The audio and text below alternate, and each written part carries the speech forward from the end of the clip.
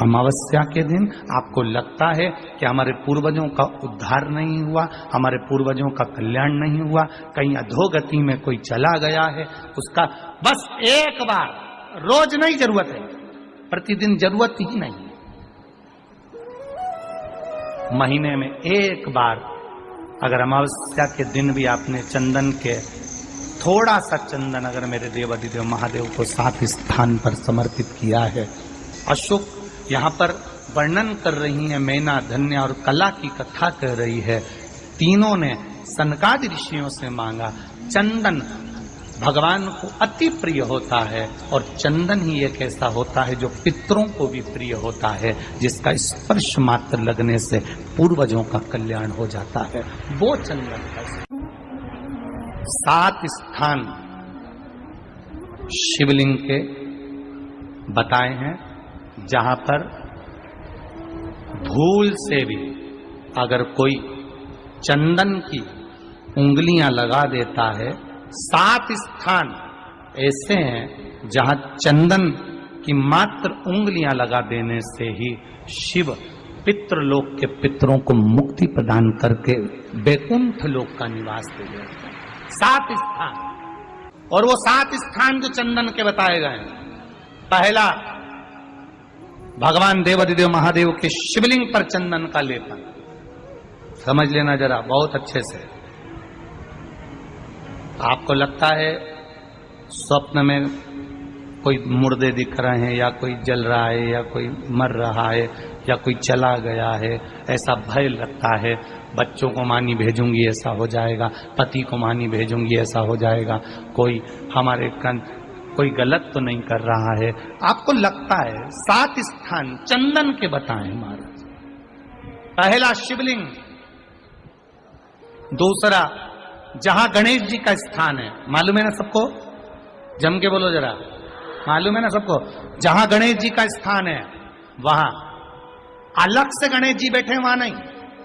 शिवलिंग में जलाधारी के ठीक सामने राइट में गणेश, लेफ्ट में कार्तिकेय, बीच में अशोक सुंदरी।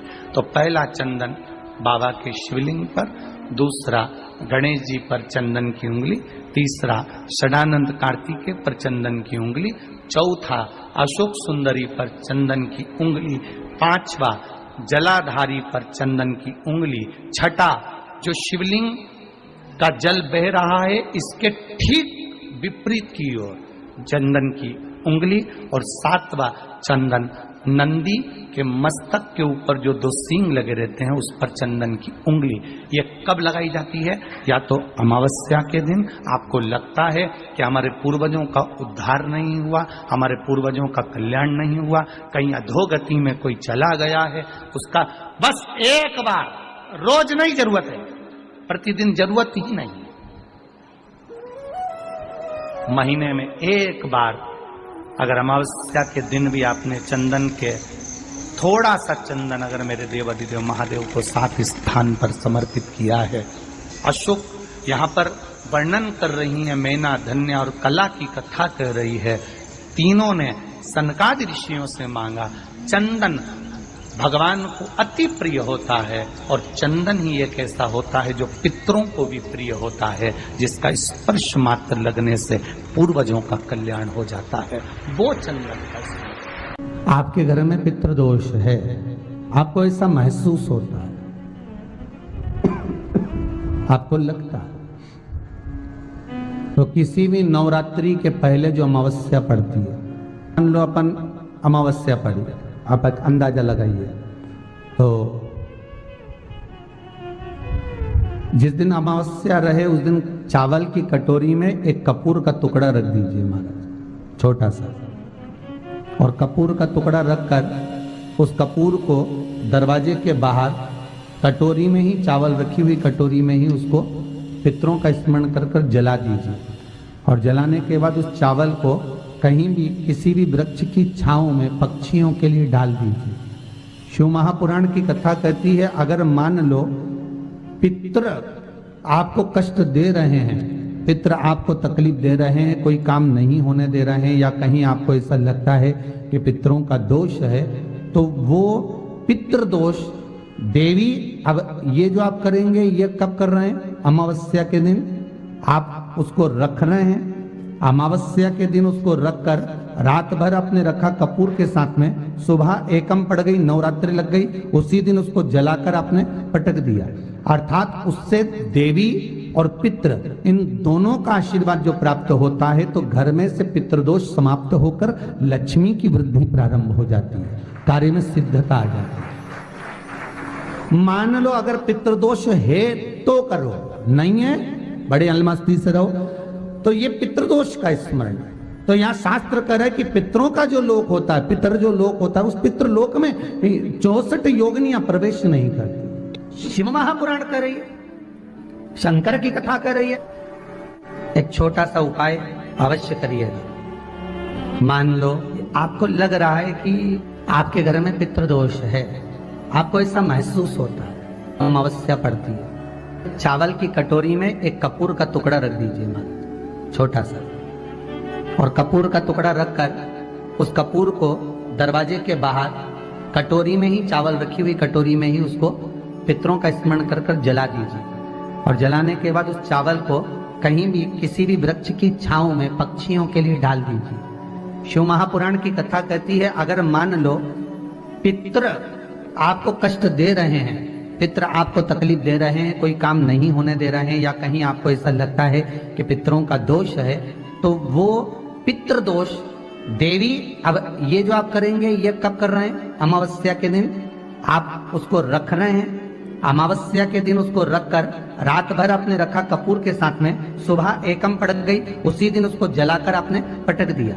अर्थात उससे देवी और पितृ इन दोनों का आशीर्वाद जो प्राप्त होता है, तो घर में से पितृदोष समाप्त होकर लक्ष्मी की वृद्धि प्रारंभ हो जाती है। अमावस्या के दिन प्रदोष काल में, प्रदोष के समय पर, प्रदोष काल में शाम के समय पर जाकर किसी भी नदी, तालाब, बावड़ी, कुआं, कहीं ना कहीं जो आपके पास में हो, वहां पर एक घी का दिया, बत्ती का मुंह दक्षिण की ओर कर कर अवश्य जला कर जाना, सारे पितृ दोष समाप्त हो जाएगा।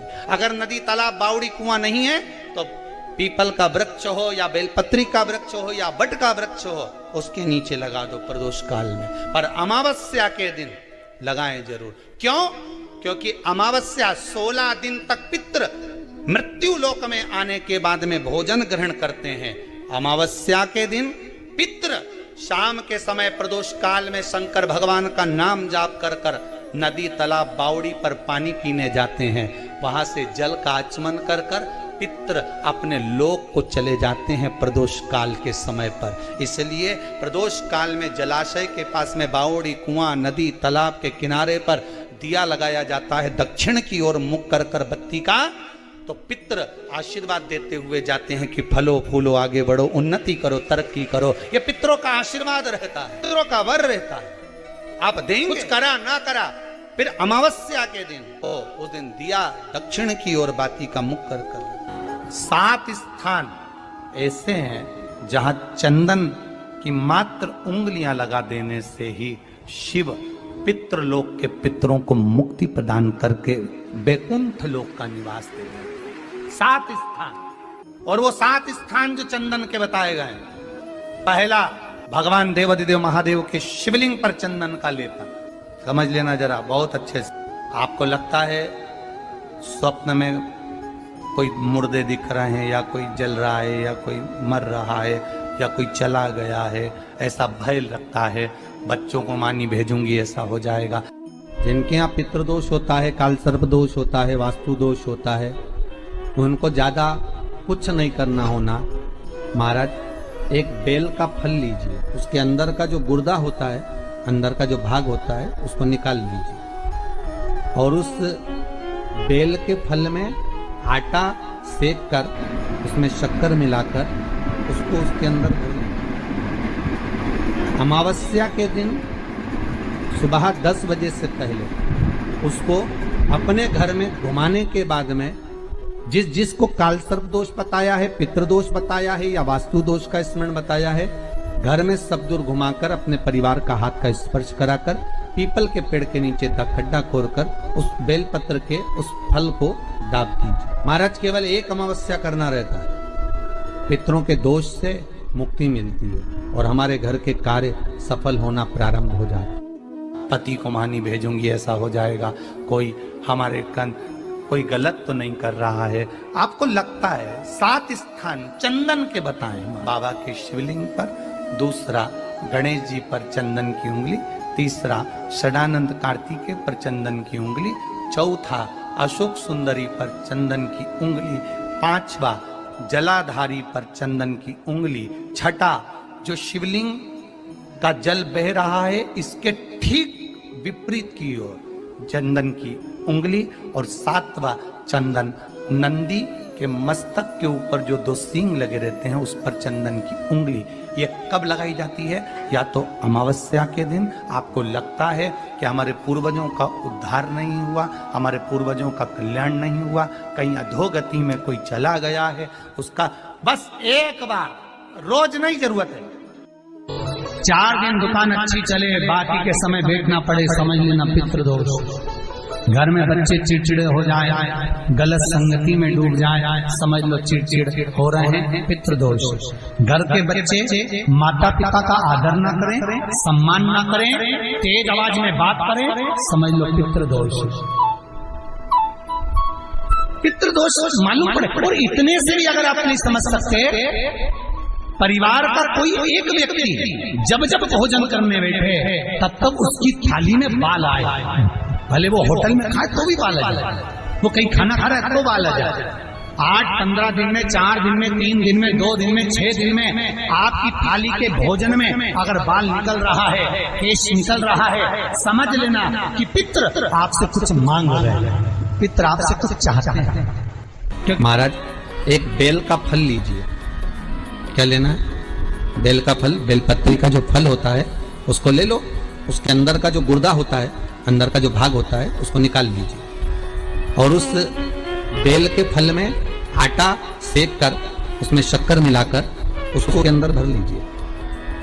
अमावस्या के दिन सुबह 10 बजे से पहले उस बेल फल में जिसमें तुमने पंजेरी भरी है, आटा सेक कर भरा है शक्कर के साथ में, उसको अपने घर में घुमाने के बाद में जिसको कालसर्प दोष बताया है, पितृदोष बताया है या वास्तु दोष का स्मरण बताया है, घर में सब दूर घुमाकर अपने परिवार का हाथ का स्पर्श कराकर पीपल के पेड़ के नीचे तक खड्डा खोदकर उस बेलपत्र के उस फल को दाब दीजिए। महाराज केवल एक अमावस्या करना रहता है, पितरों के दोष से मुक्ति मिलती है और हमारे घर के कार्य सफल होना प्रारंभ हो जाते हैं। कार्य की सफलता होती है, कार्य में सफलता प्राप्त होने लगती है।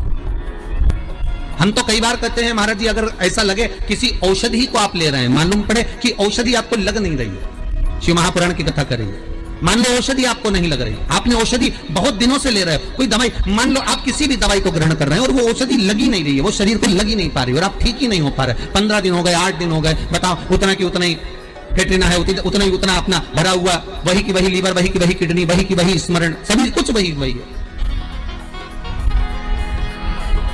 उतना की उतना ही।